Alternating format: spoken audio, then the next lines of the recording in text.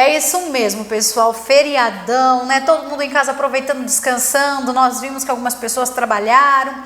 Mas enfim, quem foi Tiradentes, né? Essa figura histórica tão importante que todos os anos nós marcamos com muitas homenagens. Nós estamos com o Aparecido, vou chamar ele de Cido, né, carinhosamente, que ele é professor de História. Vai falar pra gente essa figura, né? O Tiradentes, quem seria ele nos tempos de hoje, Cido? Então, Michele, primeiro nós temos que voltar ali para o século XVIII e entender o que estava acontecendo na história do nosso país. Então, assim, primeiro, Tiradentes, ele era um militar. Ele não era apenas um militar qualquer. Mas, assim, ele estava naquela região das Minas Gerais, onde vai ocorrer o que para os portugueses é tido como Inconfidência Mineira, mas que para a historiografia brasileira é Conjuração Mineira. E o que isso quer dizer?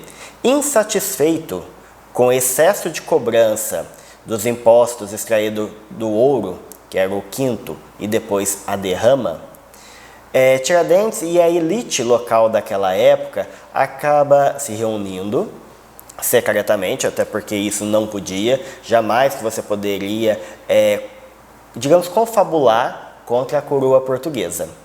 E aí a ideia deles era o quê? Fundar uma república em Minas. Apenas Minas? Apenas o estado de Minas. Só que essa república, ela beneficiaria apenas a elite. Eles não estavam importando, e os escravizados? Os escravizados continuariam ali com o seu papelzinho na história, como sempre. As minorias também não tinha vez.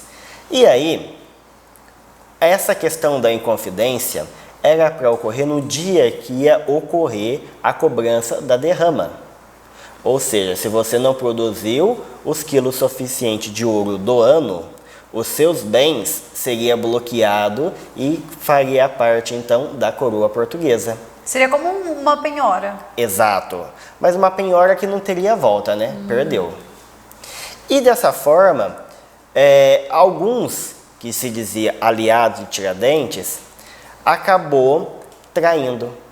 Passou informações para líderes da coroa portuguesa, onde ele foi preso. Outros também foi preso, mas foi mandado para fora do país, exilado e assim por diante. Mas Tiradentes pegaram para Cristo, né? Tanto que se você vê, a imagem de Tiradentes que nós temos nos livros de história é o quê?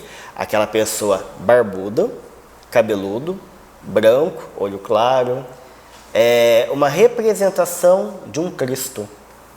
Ele foi um exemplo. Então, olha, se você se voltar contra a coroa portuguesa, Exato. Esse é o seu destino. Exato. Tanto que ele foi mutilado, partes do corpo dele foi esparramado pelo caminho de Minas, se não me engano, até o Rio de Janeiro, para mostrar, olha, você não pode ir contra a rainha de Portugal. É isso que acontece.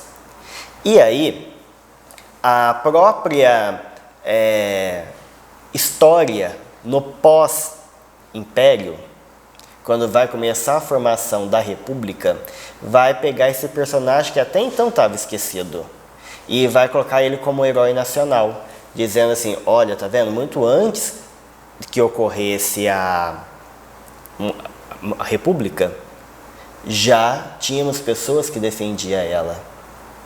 Então eles pegam essa imagem de Tiradentes, faz esse quadro, que é conhecido nos livros de história, como uma forma, tá vendo? Ele morreu em defesa da pátria. Então, vamos trazer essa situação para o cenário atual, né? Qual foi a contribuição do Tiradentes para a história hoje? O que a gente pode falar que ele deixou de legado? Tudo, né? Se a gente for analisar, principalmente a época que está acontecendo a Inconfidência, é um momento em que lá na Europa as monarquias estão com medo, porque já está tendo o iluminismo. E aqui, essas ideias do iluminismo nas colônias ultramarinas, tanto espanhola, portuguesa e inglesa, chegou com muita força. Então, tipo assim, agora nós pensamos por nossa própria cabeça. Não é a igreja, não é mais ninguém, não é o rei que vai falar o que é certo e o que é errado. Nós não somos contra você ter a sua religião, mas a religião não justifica os fatos. Então, assim, isso tudo serviu para quê? Livre-arbítrio. Uma liberdade de pensamento, mas uma liberdade cultural. Tanto que, se naquela época você não podia voltar contra o sistema, hoje você pode. Se você não está satisfeita com o presidente, você pode queixar. Você não está satisfeito com o governador, você pode fazer suas queixas. E nem por causa disso você vai ser penalizado. Então, ou seja, isso serviu de uma semente para o que hoje nós temos também como democracia, né? Eu quero agradecer, então, por sua participação, pela contribuição e deixar aberto o espaço para que você venha, né, trazer seu conhecimento e compartilhar conosco em outras oportunidades, né? Sempre bom a gente conhecer um pouquinho mais sobre a história do nosso país, que muitas vezes fica perdida nos livros, né? E Sim. Esse bate-papo resgata, né? Qual que é a importância, né, dessa pessoa, desse personagem que nós celebramos com um feriado, mas que a gente viu, foi uma vida dedicada, né? Ele deu a vida, né, foi através de uma Sim. traição, né, que ceifou a vida dele, mas foi por uma causa em que ele acreditava nessa liberdade que hoje nós temos. Sim, exatamente. Eu que agradeço o convite. Sempre que precisar, estamos aí à disposição.